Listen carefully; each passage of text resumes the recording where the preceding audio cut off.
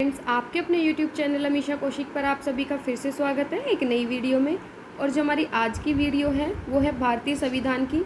आप चाहे किसी भी एग्ज़ाम की तैयारी करो, अगर आपको थ्योरी आती है तो आप सभी क्वेश्चंस को सोल्व कर सकते हो। ये हमारी 3rd क्लास है। इससे पहले मैंने आपको शेड्यूल और आपका आर्टिकल जो पार्ट A1 है वो कंप्लीट करा दिया था। आज आपका पार्ट 2 है, कल आपका पार्ट 3 करवा दूँगी।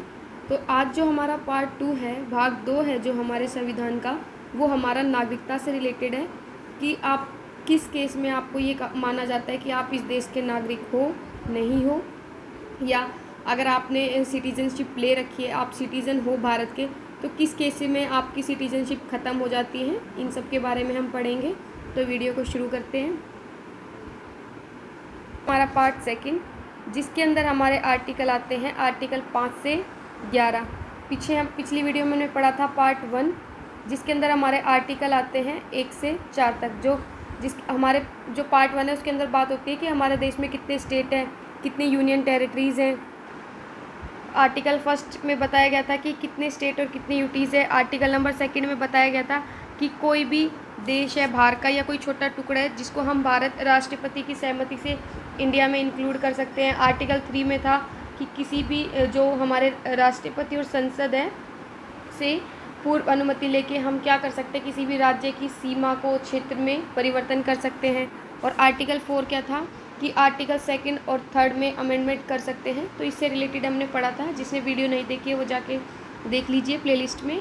अब हमारी वीडियो शुरू करते हैं आर्टिकल नंबर 5 से।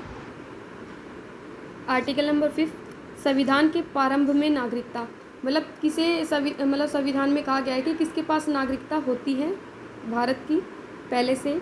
तो जो भारत में जन्म हुआ है, जैसे किसी भी बच्चे का भारत में जन्म होता है तो वो उस देश का नागरिक कहलाता है, या उसके माता पिता का जन्म भारत में हुआ हो। जैसे फॉर एग्ज़ाम्पल मैं हूँ, मेरा बर्थ जो है बाहर किसी भी कंट्री में हुआ है, लेकिन मेरे पेरेंट्स कहाँ के हैं, इंडिया के हैं, इंडिया में ही उनका जन्म हुआ है। उस केस में भी मुझे नागरिकता मिल सकती है। जैसे कई बार ऐसा होता है कि कोई फैमिली है बाहर घूमने गई है, या फिर उनके कोई रिलेटिव्स रहते हैं, या किसी रीज़न से वो वैसे घूमने फिरने जाते हैं और वहाँ पे वो अपने बेबी को जन्म देते हैं या बेबी बोर्न होता है। तो उस केस में ऐसा नहीं है कि वो वहाँ पे पैदा हो रहा है तो उसको उसी के देश की नागरिकता मिल जाएगी, नहीं। अगर वो घूमने फिरने गए या किसी अदर पर्पज़ से जाते हैं, लेकिन वो उसके माता पिता इंडिया के हैं, इंडिया में ही उनका जन्म हुआ है, उस केस में उनको पहले से ही भारत की नागरिकता मिल जाएगी। 3rd कंडीशन है संविधान लागू होने से पहले। आप सभी को पता है हमारा संविधान 26 जनवरी 1950 को लागू हुआ था। तो जब आपका संविधान लागू हुआ था, होने से पहले 5 साल से भारत में रह रहा हो, यानी कि कोई भी पर्सन है वो भारत में, जैसे 1950 से संविधान लागू हुआ था तो इससे 5 साल पहले 1945 से वो आदमी भारत में रह रहा हो तो उसको क्या मिल जाएगी, भारत की नागरिकता मिल जाएगी। अगर इन तीनों केस में से कोई भी एक केस को अगर आप फुलफ़िल करते हो तो आप भारत के नागरिक कहलाते हो, ठीक है। नेक्स्ट चलें।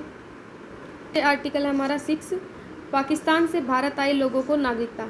मैं बता दूं आपका आर्टिकल नंबर 6 और 7 इतना इम्पोर्टेंट नहीं है। अभी तक किसी भी एग्ज़ाम में इनको ना ही देखा गया है, मतलब कि क्वेश्चन आपका आया हो या नहीं आया हो, लेकिन फिर भी आपको पता होना चाहिए। तो जो हमारा आर्टिकल 6 है वो पाकिस्तान से भारत आए लोगों को नागरिकता बताता है कि जब हमारा देश आज़ाद हुआ था तो डिवाइड हो गया था, पाकिस्तान और इंडिया अलग अलग हो गए थे। उस केस में जो लोग पाकिस्तान से इंडिया में आए थे तो उनको किस बेस पे नागरिकता दी जाएगी उसके बारे में आपको बताया गया है।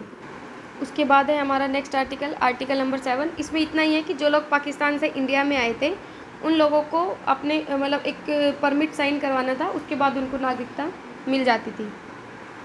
देखो 6 में तो कहा गया है कि जो पाकिस्तान से भारत में आए हैं, और आर्टिकल 7 उल्टा है, भारत से पाकिस्तान गए लोगों की नागरिकता। जो लोग कुछ ऐसे भी थे जो लोग भारत से पाकिस्तान में चले गए कि हमें भारत में नहीं रहना, हमें पाकिस्तान में रहना है, तो उनका जिक्र आर्टिकल नंबर 7 में किया गया है। इसमें एक चीज़ और थी कि जो लोग 1 मार्च 1947 के बाद पाकिस्तान गए लेकिन वो वापस आ गए इंडिया में, तो उनको 6 मंथ पहले अपना रजिस्ट्रेशन करवाना था, उसके बाद ही वो लोग इंडिया में वापस आ सकते थे। मैं फिर बता रही हूँ ये दोनों आर्टिकल इतने इम्पोर्टेंट नहीं हैं। आर्टिकल 5 में अभी हमने क्या पढ़ा, कि किन लोगों को प्रारंभ में नागरिकता मिलती है। आर्टिकल 6 जो है उसमें पाकिस्तान से जो लोग इंडिया गए वो हैं। 7 में पाकिस्तान भारत से जो पाकिस्तान गए हैं उन लोगों के बारे में। अब आर्टिकल नंबर 8, भारत के बाहर विदेश में कोई बच्चा पैदा होता है परंतु उसके माता पिता का जन्म भारत का है तो उसे नागरिकता मिल जाएगी। जो अभी मैंने उसमें बताया था आपको, अगर उसके माता पिता भारत में जन्मे हैं तो उसको नागरिकता मिल जाएगी। सेम वही है। आर्टिकल 8 में ये बताया गया है कि आप अगर विदेश बाहर जाते हो और वहाँ पे आपको बेबी हो जाता है तो उसके माता पिता का जन्म भारत का ही है, वो भारत के ही नागरिक है, तो उस केस में भी उसके बच्चे को भारत की नागरिकता मिल जाएगी। ठीक है, उन तीनों में से एक कंडीशन फुलफिल करनी जरूरी थी और आर्टिकल 8 में उसके बारे में बता रखा है। ठीक है, आर्टिकल 9, विदेशी नागरिकता लेने पर भारत की नागरिकता समाप्त हो जाएगी। ये हमारा ऑटोमेटिक होता है कि जैसे ही अगर आप किसी दूसरी कंट्री में जाते हो, मान लो आप यूएसए में जाके रहने लग गए और वहाँ पे जाके आप परमानेंट वहाँ के नागरिक बन गए तो ऑटोमेटिक आपकी जो इंडिया की सिटीजनशिप है वो आपकी ख़त्म हो जाएगी, फिर आप इंडिया के नागरिक नहीं कहलाओगे। ठीक है, अगर आप पढ़ने गए हो किसी अदर पर्पज़ से जाते हो तो आप इंडिया की कहलाओगे, लेकिन अगर आप वहाँ पे परमानेंट जाके रहने लग जाते हो, वहीं पे आप अपना सेटअप कर लेते हो पूरा, तो फिर आपकी इंडिया की जो सिटीजनशिप है वो ख़त्म हो जाएगी। उसके बाद है आर्टिकल नंबर 10। आर्टिकल नंबर 10, नागरिकता का बना रहना जब तक आप देश के विरुद्ध कोई गलत काम, मतलब देश के विरुद्ध कोई काम ना करें। मतलब कि जैसे देखो, आपके पास भारत की नागरिकता है लेकिन आप देश के खिलाफ ही गद्दारी करने लग जाओ, आप देश के विरुद्ध, देश की जैसे कोई प्राइवेसी जो है उसको लीक करना शुरू कर दो, सिक्योरिटी के बारे में दूसरी कंट्री को बताने लग जाओ, तो उस केस में भी क्या होता है कि आपकी नागरिकता फिर छीन ली जाती है। तो यहाँ पे ये है, यहाँ पे आपको आर्टिकल 10 में ये बताया गया है कि आपकी नागरिकता बनी रहेगी जब तक आप कोई भी भारत के विरुद्ध गलत काम या कोई भी चीज़ें विरुद्ध नहीं जाओगे। नॉर्मल सा है कि आप जब तक भारत के या अपने देश के लिए कोई भी गलत एक्टिविटी या विरुद्ध नहीं जाओगे तब तक आपकी नागरिकता बनी रहेगी, आपसे आपकी नागरिकता कोई नहीं छीन सकता। ये आपके आर्टिकल नंबर 10 में कहा गया है। ठीक है, ये है आपका लास्ट आर्टिकल, आर्टिकल नंबर 11, नागरिकता का कानून संसद बनाएगी। जो भी आपकी सिटीजनशिप से रिलेटेड जितने भी लॉज होते हैं वो सब कौन बनाती है? आपकी संसद बनाती है। गृह मंत्रालय भी बना सकता है बट मेनली आपकी जो भी है वो सारे संसद बनाती है। ठीक है, अब देखिए मैं आपको फिर से एक शॉर्टकट के तरीके से याद करा देती हूँ सारे। आर्टिकल 5 में प्रारंभ नागरिकता सभी को पता है, 5 से अभी बताया, 5 से 11 किससे रिलेटेड है? हमारा नागरिकता से रिलेटेड है। तो जो भी चीज़ें होंगी वो अगर नागरिकता से रिलेटेड कोई भी आ रहा है तो पार्ट 2 है और वो सारी चीज़ें 5 से 11 के बीच में ही होगी। सबसे पहले प्रारंभ नागरिकता, शुरुआती नागरिकता कैसे मिलती है? या तो आपका जन्म वहाँ हुआ हो या आपके माता पिता का जन्म वहाँ हुआ हो या फिर भारत के संविधान लागू होने से 5 साल पहले से आप वहाँ पे रह रहे हो। ठीक है, 6 में पाक से इंडिया गए हो, पाकिस्तान से भारत में आए हो, या फिर 7 में है भारत से पाकिस्तान गए हो, उससे रिलेटेड है। 8 में है विदेशी नागरिकता, जैसे कि अगर आप बाहर घूमने जाते हो और वहाँ पे आपका बेबी बोर्न होता है, बच्चे का जन्म हो जाता है, तो उस केस में अगर और आपके माता पिता भारत के हैं तो आपको नागरिकता भारत की मिल जाएगी। 9 में है आपका नागरिकता समाप्त हो जाती है अगर आप किसी दूसरे देश की नागरिकता ले लेते हो। 10 में आपको अपनी नागरिकता बनाए रखनी है। अगर आप कुछ भी गलत एक्टिविटी करते हो तो आपकी नागरिकता ख़त्म हो जाती है। 11 में आपकी नागरिकता से रिलेटेड जितने भी लॉज हैं वो सब आपके संसद बनाती है। ठीक है, शॉर्टकट ट्रिक है सीधा याद करने का। उसके बाद है हमारा सिटीजनशिप एक्ट 1955 है कि नागरिकता अधिनियम 1955 आया, उसमें कहा गया कि आपको 5 तरह से नागरिकता मिल सकती है। पहला, बाय बर्थ, आपका जन्म ही भारत में हुआ हो। दूसरा, बाय डिसेंट, मतलब कि वंश के आधार पे आपके दादा परदादा अगर इंडिया में, तो इसमें ये था कि 1992 के अंदर एक मतलब अमेंडमेंट किया गया जिसके अंदर ये था कि आपके माता पिता में से कोई भी एक जना अगर भारत में जन्मा है तो उस बेस पे भी आपको क्या है, नागरिकता मिल जाएगी। उसके बाद है बाय रजिस्ट्रेशन, इसमें ये होता है, इसमें कंडीशन है कि आप 7 साल कम से कम भारत में रहने चाहिए। अगर आप 7 साल से भारत में रह रहे हो तो उसके बाद आप एक फॉर्म अपने आप को रजिस्ट्रेशन कराओगे, फॉर्म फिल करोगे, उसके बाद आपको नागरिकता मिलेगी। फिर है 4th नंबर पे बाय नेचुरलाइजेशन, इसके अंदर ये है कि आप बाहर से अगर कोई भी दूसरी कंट्री से या कहीं से भी आता है तो उसकी कुछ कंडीशंस हैं। सबसे पहला कि आप 10 साल कम से कम इंडिया में रहे हो। उसके बाद आपको 22 लैंग्वेज है हमारी, सभी को पता है कौन सी अनुसूची में है, 8वीं अनुसूची में हमारी लैंग्वेजेस के बारे में जिक्र किया गया है। कितनी भाषाएं टोटल? 22। पहले कितनी थी? 14। उसके बाद ऐड होती गई, पहले 1 ऐड हुई, फिर 3 ऐड हुई और फिर 4 ऐड हुई। इसमें आपकी सिंधी थी, इसमें आपको ट्रिक से बताया था नमक, और इसमें था आपका बोडमास। न से नेपाली, मैं से मणिपुरी, कैसे कोंकणी, और बोडमास में था आपका बो से बोडो, डी से डोगरी, से संथाली और मैं से मैथिली। ये आपकी 4 भाषाएं थी। तो इस तरह से आपकी टोटल 22 भाषाएं। तो जो नेचुरलाइजेशन था उसमें क्या था? पहला 10 साल कम से कम। सेकंड, 22 भाषाओं में से आपको किसी भी एक भाषा के बारे में नॉलेज हो, मतलब आपको एक भाषा आती हो। उसके साथ साथ आपके पास कोई आपका स्पेशलाइजेशन होना चाहिए, किसी कला के अंदर है, किसी विज्ञान में है, या कोई डांस है आपका, इस तरह से क्लासिकल वगैरह, इनमें आपकी कोई भी एक कला होनी चाहिए। इन बेसिस पे आपको भारत की नागरिकता मिल सकती है।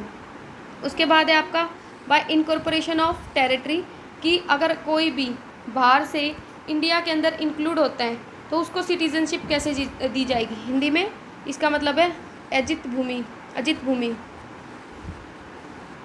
इसका सबसे बेस्ट एग्जांपल है आपका सिक्किम।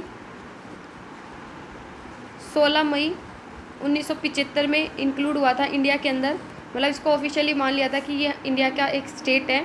तो उस केस में भी उसको सिटीजनशिप दे दी गई थी। अगर आप कोई भी दूसरा जैसे मान लो ये आर्टिकल 2 के अंदर बात की जाती है इसकी, कि कोई टुकड़ा है बाहर, कोई देश है, तो उसको हम इंडिया के अंदर इंक्लूड करते हैं। तो जब इंक्लूड करेंगे तो जो भी प्रोसेस है उसको कंप्लीट होने के बाद जब हम उसको स्टेट मान लेते हैं कि हाँ भाई अब ये इंडिया के अंदर ही है, तो उस केस में भी क्या है, उस स्टेट को आपकी इंडिया की नागरिकता मिल जाएगी। तो ये आपके 5 तरीके हैं जिससे आपको नागरिकता मिल सकती है। जिसके अंदर आपका पहला त्याग, इसका मतलब है कि अगर आप किसी भी दूसरी कंट्री की, अदर कंट्री की क्या ले लेते हो, सिटीजनशिप ले लेते हो, तो उस केस में आपकी इंडिया की जो सिटीजनशिप है वो कैंसिल हो जाएगी, फर्स्ट। सेकंड है आपका वंचित, जिसके अंदर क्या होता है कि आप फ्रॉड सर्टिफिकेट वगैरह लगा देते हो, फ्रॉड सर्टिफिकेट हुआ, या फिर आप फॉरेन कंट्री में, किसी दूसरी कंट्री में 7 साल से ज़्यादा रह रहे हो, तो उस केस में भी क्या है, आपकी जो सिटीजनशिप है वो ख़त्म हो जाएगी। बर्खास्त में क्या होता है कि आप मेंटली डिस्टर्ब हो और आपने ऐसा कोई काम कर दिया जिससे कि देश को नुकसान पहुंचता है, तो उस केस में भी आपकी जो सिटीजनशिप है वो ख़त्म कर दी जाएगी। तो ये आपका सारा पार्ट 2 से रिलेटेड था, जिसके अंदर आपके आर्टिकल 5 से 11 के बारे में बताया जाता है। हमने पढ़ा 5 पारम नागरिकता, 6 में पाकिस्तान से इंडिया गए, 7 में इंडिया से जो पाकिस्तान में गए उनके बारे में है। आर्टिकल नंबर 8 में अगर आप बाहर घूमने जाते हो, वहाँ पे अगर आपके बच्चे का जन्म होता है तो उस केस में भी आपको इंडिया की ही नागरिकता मिलेगी। आर्टिकल 9 में कहा गया है कि अगर आप किसी दूसरी कंट्री में रहने लग जाते हो तो आपकी नागरिकता समाप्त हो जाएगी। 10 के अंदर जब तक आप कोई भी गलत एक्टिविटी नहीं करते हो आपकी नागरिकता आपसे कोई नहीं छीनेगा। 11 में कानून जो भी लॉ बनाएंगे वो सब उसके बारे में बताया गया है।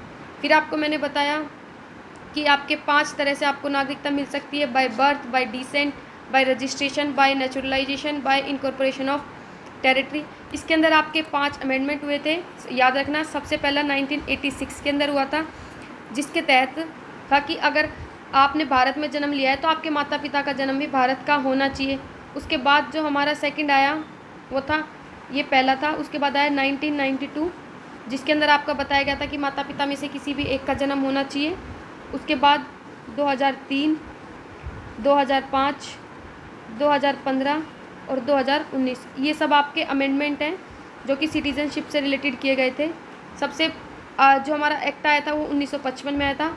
उसके बाद हमारा सबसे पहला जो सुधार किया गया था नागरिकता में वो कौन सा था, 1986 आपका, ठीक है। 1986, 1992, 2003, 2005, 2015 एंड लास्ट 2019। ठीक है, आज की वीडियो में इतना ही। अगर आपका कोई डाउट रहता है तो आप मुझे कमेंट बॉक्स में कमेंट कर सकते हो। बाकी थैंक यू वीडियो में लास्ट तक बने रहने के लिए।